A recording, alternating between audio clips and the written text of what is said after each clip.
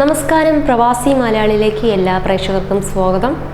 Oman ജനത ഒരിക്കലും മറക്കാത്ത ഒമാന്റെ രക്ഷകരും എക്കാലത്തെയും നായകരുമായ സുൽത്താൻ ഖാബൂസ് ബിൻ സെയ്ദ് അൽ സെയ്ദിന്റെ വിയോഗത്തിൽ ദുഃഖഭരിതരാണ് ഏവരും. 1970 ജൂലൈ 23 ഖാബൂസ് അധികാരമേൽക്കുമ്പോൾ എല്ലാ അർത്ഥത്തിലും അന്ധകാരത്തിലായിരുന്നു ഒമാൻ.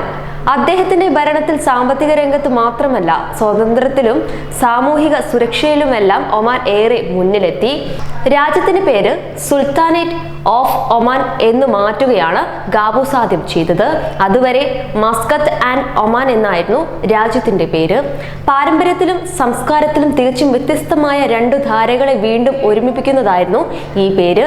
ഒരു രാജ്യം എന്ന നിലയിൽ പൗരന്മാരുടെ ഇഴുകിച്ചേരൽ പൂർണ്ണമായും സാധ്യമായിട്ടില്ലെന്ന തോന്നൽ ഉളവാക്കുകയും ചെയ്തു. ഇതിനെല്ലാം പരിഹാരമായി ഒമാൻ എന്ന ഒറ്റപ്പേര് സുൽത്താൻ ഖാബൂസ് സ്വീകരിക്കുകയായിരുന്നു. മസ്കത്തിന് തലസ്ഥാന പദവി ലഭിച്ചു. ലോകത്തിനു മുന്നിൽ കെട്ടിയടച്ച കവാടങ്ങൾ സുൽത്താൻ ഖാബൂസ് തുറന്നു. ജനങ്ങൾക്കിടയിലെ മതിൽക്കെട്ടുകൾ തകർത്തു. വിദ്യാഭ്യാസത്തിനു വേണ്ടി രാജ്യം വിട്ടുപോയ പൗരന്മാരെ തിരികെ വിളിച്ചു. രാജ്യാന്തര ബന്ധങ്ങൾ സജീവമാക്കി. വിദ്യാഭ്യാസ സ്ഥാപനങ്ങളും ആശുപത്രികളും ആരംഭിച്ചു. റോഡുകളും ഹോട്ടലുകളും വ്യാപാര സമുച്ചയങ്ങളും നിർമ്മിച്ചു. 40 വർഷം മുൻപ് മസ്കത്തിൽ രാജവിമാനങ്ങൾക്ക് ഇറങ്ങാവുന്ന ഒരേയൊരു എയർ സ്ട്രിപ്പും കൊട്ടാരത്തിലേക്കുള്ള ടാർ ചെയ്ത ഒരേയൊരു റോഡുമാണ് ഉണ്ടായിരുന്നത്. ഹോട്ടലും ഒരെണ്ണം മാത്രം. ഖാബൂസിന്റെ സ്ഥാനാരോഹണത്തോടെ വികസന മേഖലയിൽ കുതിച്ചുചാട്ടമാണ് ഉണ്ടായത്. അതേസമയം പാരമ്പര്യത്തെ അദ്ദേഹം മറന്നതുമില്ല. അധികാരമേറ്റ ഉടൻ സുൽത്താൻ ഖാബൂസ് നടത്തിയ പ്രഖ്യാപനം ശ്രദ്ധേയമായിരുന്നു. എന്റെ ഒരു കാൽ രാജ്യത്തിന്റെ പാരമ്പര്യത്തിലും മറ്റേ കാൽ പുരോഗതിയിലേക്കും കുതിക്കുന്ന ലോകത്തുമാണ്. ഓരോ ദശാബ്ദത്തിലും ഓരോ നൂറ്റാണ്ടിന് സമാനമായ പുരോഗതി കൈവരിക്കുമ്പോഴും ജനങ്ങൾ സ്വയം മറക്കുന്നില്ല. രാജ്യത്തിന്റെ സംസ്കാരത്തിലുള്ള അഭിമാനത്തിനപ്പുറം അവർക്ക് മറ്റൊന്നുമില്ല. ഒമാനി എന്ന വികാരത്തേക്കാൾ ഉയരത്തിൽ ഒരു ആവേശമില്ലെന്ന് ഖാബൂസിന്റെ ജനത. സെയ്ദ് ബിൻ തൈമൂറിന്റെയും മസ്യൂൻ ബിൻ അഹമ്മദിന്റെയും മകനായി 1940 നവംബർ 18 സലാലയിലെ കൊട്ടാരത്തിലാണ് ഖാബൂസ് ജനിച്ചത്. സെയ്ദ് ബിൻ തൈമൂറിന് മറ്റു ആൺമക്കളില്ല. ഖാബൂസിന്റെ പ്രാഥമിക വിദ്യാഭ്യാസം സലാലയിലും പിന്നീട് ഇന്ത്യയിൽ പൂണെയിലുമായിരുന്നു ഉണ്ടായിരുന്നത്. തുടർന്ന് 16-ാം വയസ്സിൽ അദ്ദേഹം ഇംഗ്ലണ്ടിലെത്തി പഠനം തുടർന്നു. 20-ാം വയസ്സിൽ ബ്രിട്ടനിലെ റോയൽ മിലിറ്ററി അക്കാദമിയിൽ ചേർന്ന അദ്ദേഹം പഠനം പൂർത്തിയാക്കിയ ശേഷം ബ്രിട്ടീഷ് കരസേനയിൽ ചേർന്നു. തുടർന്ന് ജർമ്മനിയിലെ ഒരു വർഷം സൈനിക സേവനം ചെയ്തു. കാമറൂണിയൻസ് 1-ാം ബറ്റാലിയനിലായിരുന്നു ഖാബൂസ്. ബ്രിട്ടനിലെ കരസേനയിൽ ഓഫീസർ തസ്തികയിലും ഖാബൂസ് നിയമനം നേടി. സൈനിക സേവനത്തിനു ശേഷം ഖാബൂസ് ഇംഗ്ലണ്ടിൽ ഭരണകാര്യങ്ങളും മറ്റും പഠിച്ചു. തുടർന്ന് പല ലോകരാജ്യങ്ങളും സന്ദർശിച്ച ശേഷം 1964 സലാലയിൽ തിരിച്ചെത്തി. പിതാവ് സെയ്ദ് ബിൻ തൈമൂറിനെതിരായ ആഭ്യന്തര കലാപങ്ങൾ സജീവമായ കാലമായിരുന്നു അത്.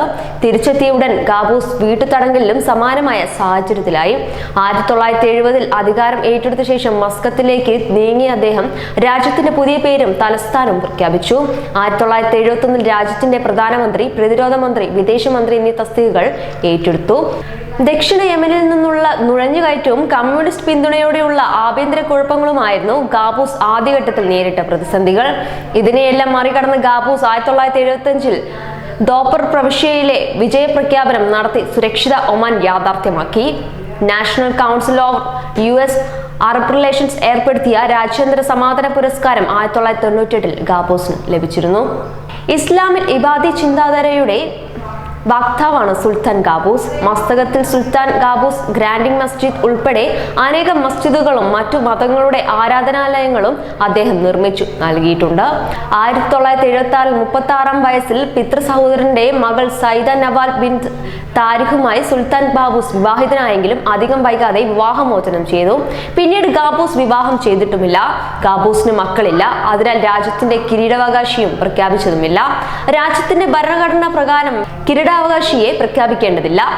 ഖാബൂസ് ഒരിടത്തു മാത്രമേ കീഴടങ്ങാറുള്ളൂ, സംഗീതത്തിന് മുന്നിൽ.